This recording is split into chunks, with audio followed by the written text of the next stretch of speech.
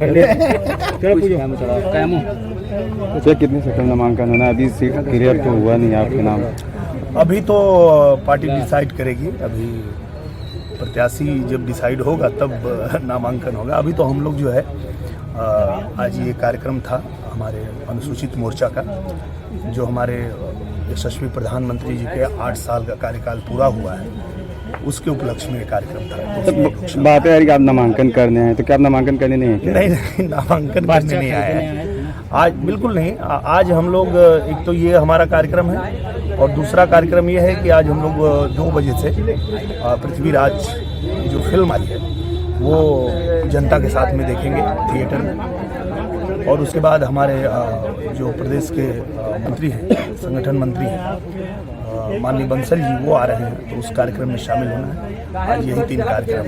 Sir अन्य पार्टियों ने टिकट क्लियर कर दिया, भाजपा अभी देरी कर, क्या ऐसा नहीं लगता कि देरी हो रही है इसमें? नहीं, कोई देरी नहीं है, कोई देरी नहीं है। और क्या है कि मुझे लगता है कि आज कल में भारतीय जनता पार्टी भी अपना प्रत्याशी घोषित कर देगी। सर आप बराबर आजमगढ़ में आ रहे हैं, संभावना ऐसी लगाई जा रही, चर्चा भी है कि दिनेश लाल यादव निरहुआ का नाम चर्चे में है और संभावित प्रत्याशी आप ही इस वक्त चल रहे हैं। निश्चित रूप से, और मैंने अपनी दावेदारी रखी भी है कि मैं यहाँ से चुनाव लड़ूंगा, क्योंकि मैं लड़ चुका हूँ चुनाव, और पार्टी अगर आदेश करेगी तो मैं निश्चित रूप से यहाँ से चुनाव लड़ूंगा। क्योंकि जब अखिलेश यादव जी यहाँ लड़े थे तो भी मैं उनसे लड़ा था, और उस समय महागठबंधन भी था, तीनों पार्टियां साथ में मिल के लड़ रही थी, कांग्रेस भी और बसपा भी, सपा भी, यहाँ तक कि चाचा जी शिवपाल जी ने भी अपना प्रत्याशी नहीं दिया था।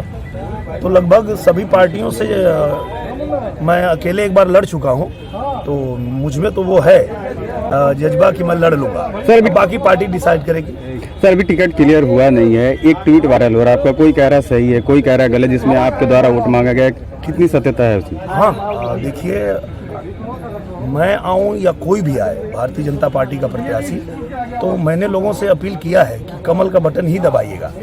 ये मैंने ट्वीट किया है कि मैं आजमगढ़ की जनता से ये प्रार्थना करना चाहता हूँ, निवेदन करना चाहता हूँ कि प्रदेश में भी भारतीय जनता पार्टी की सरकार है और देश में भी भारतीय जनता पार्टी की सरकार है। तो हम लोगों का लाभ इसी में है, आजमगढ़ का लाभ इसी में है कि हम लोग भारतीय जनता पार्टी के साथ जाएं, और इसके लिए मैंने ये निवेदन किया है कि आप सभी लोग कमल के निशान वाला बटन ही दबाइएगा। एक गाना भी आपने रिलीज किया, ए बहिनी कमल के बटन दबई है, केहू के भुलावा में तू जनी अब आई है, ए भैया कमल के बटन दबई है। दिनेश जी, समाजवादी पार्टी ने एक दलित चेहरा उतारा है चुनाव के लिए, तो क्या आपको लग रहा है कि अखिलेश जी डर गए, और जहां डिम्पल जी का नाम चल रहा था? नहीं, देखिए, ये अखिलेश यादव जी ने मेरे लिए ही ये सीट छोड़ा था, ये तो अब समझ में आ गया, आप लोगों को भी समझ में आ रहा होगा कि अखिलेश यादव जी ने कहीं ना कहीं, और ये ईश्वर ने उनको सद्बुद्धि दिया कि आप जो है छोड़िए, अब यहाँ निरहुआ को रहने दीजिए। आप अगर विपक्ष के नेता बन के बैठ गए तो अब यहाँ आजमगढ़ के लिए निरहुआ लगातार काम करता रहा है, तो निरहुआ के लिए ही उन्होंने छोड़ा है। तो अब मुझे भी ऐसा लगता है कि उन्होंने डिम्पल यादव जी को भी नहीं भेजा, नीचे कर लो, और भी किसी को नहीं भेजा, तो वो भी चाहते हैं कि मैं ही बनूं। तो ये रिश्ता क्या कहलाता है? ये भाई भाई का रिश्ता है, ये भाई भाई का रिश्ता है। तो क्या लग रहा है कि जो दलित चेहरे पर उन्होंने दांव खेला है जी, और हमेशा समाजवादी पार्टी दलितों के खिलाफ रही है, तो एक क्या कुछ असर पड़ेगा उसका, या फिर बसपा की काट के लिए उन्होंने इस तरह का?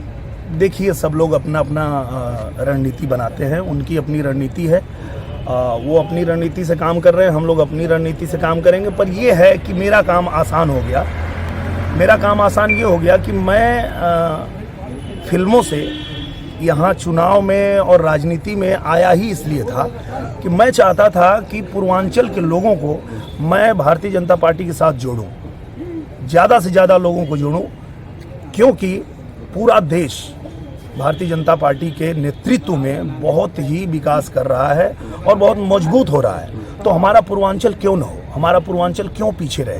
तो मैं इसलिए पूर्वांचल के लोगों से, चूँकि लोग मुझे बहुत प्यार करते हैं पूर्वांचल के लोग, तो मैं पूर्वांचल के लोगों के बीच में इसीलिए आया था कि मैं उनको इस बात के लिए कन्विंस कर सकूं कि आप लोगों का भी भला इसी में है कि आप सब लोग भारतीय जनता पार्टी से जुड़िए। और अब मेरा रास्ता आसान कर दिया अखिलेश भैया ने। अब मैं आसानी से सबको जोड़ लूँगा। जैसे कि आप जाति बंधन तोड़ने की बात करते हैं, लेकिन आपकी बिरादरी जिले में टूटने को तैयार नहीं है, कैसे उनको जोड़ेंगे? ऐसा तो नहीं है। मैं तो कम से कम कल से लेके आज तक 500 लोगों को ऐसे बात कर चुका हूँ जो लोग एकदम भारतीय जनता पार्टी में आने के लिए तैयार हैं। और देखिए, भारतीय जनता पार्टी में ही होना चाहिए। अब मेरे हिसाब से अगर पूछे तो यादवों को भारतीय जनता पार्टी में ही होना चाहिए, क्योंकि यादव जाति जो है वो देशभक्त बिरादरी है। ये अखिलेश यादव जी के चक्कर में पड़ के ये लोग फंस गए और वो लोग समझ ही नहीं पाए कि उनको लेके वो किधर जा रहे हैं। तो अब तो उन्होंने छोड़ ही दिया है, गाजीपुर भी छोड़ दिया और यहाँ भी छोड़ दिया, तो अब आसानी से मैं जोड़ लूंगा। सर, आप कह रहे हैं कि अखिलेश यादव ये देशभक्त जो है ये बिरादरी है जी। तो अखिलेश यादव भी तो यादव हैं, इस पर कहें? हाँ, अखिलेश यादव जी लेकिन अपने निजी फायदे के लिए इस्तेमाल करते हैं। वो कभी भी ऐसा नहीं सोचते हैं कि प्रदेश का भला किसमें है, देश का भला किसमें है। वो कभी जिन्ना की तारीफ करते हैं जिसने देश को बांट दिया, वो कभी औरंगजेब की तारीफ करते हैं जो हमारे देश पे इतना अत्याचार किया। तो ऐसी विचारधारा के साथ में यादवों को जोड़ के उन्होंने कहीं न कहीं यादवों के साथ में गलत ही किया है। उनका निजी स्वार्थ हो सकता है कि वो चंद वोटों के लिए वो जो हमारे देश के दुश्मन हैं या हमारे देश के खिलाफ काम करने वाले लोग हैं उनकी तारीफ करते हैं। तो मुझे नहीं लगता है कि यादवों को उनके साथ कभी भी होना चाहिए था।